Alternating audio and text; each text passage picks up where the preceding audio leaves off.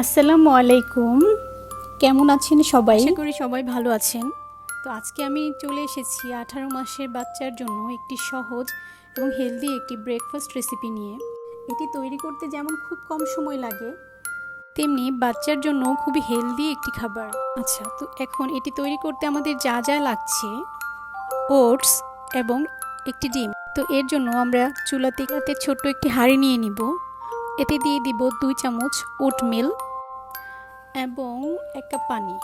তো আমরা অপেক্ষা করব পানিটি বলক আসা পর্যন্ত।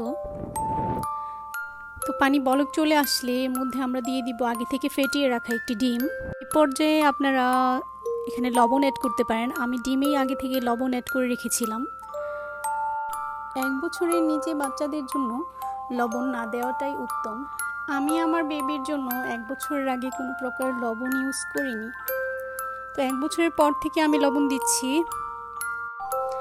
এখন আপনার পছন্দ মতো ঘনত্ব চলে আসার পর, আসলে আপনার পছন্দ মতো না, আপনার বাচ্চা যেরকম খেতে পছন্দ করে তেমন ঘনত্ব আসার পর্যন্ত অপেক্ষা করুন। আমি আমার পছন্দ মতো ঘনত্ব আসার পর অ্যাড করে দিচ্ছি 1/2 চামচ ঘি। ঘি অ্যাড করার পর 1 মিনিট অপেক্ষা করেই নামিয়ে ফেলবো। রেডি হয়ে গেল আমাদের ডিম এবং ওটসের একটি হেলদি ব্রেকফাস্ট। আমার মেয়ে খুবই পছন্দ করেছে, মাশাআল্লাহ। আমি প্রায়ই এটা ওকে সকালে বানিয়ে দিই। ভালো থাকুন সবাই। আসসালামু আলাইকুম।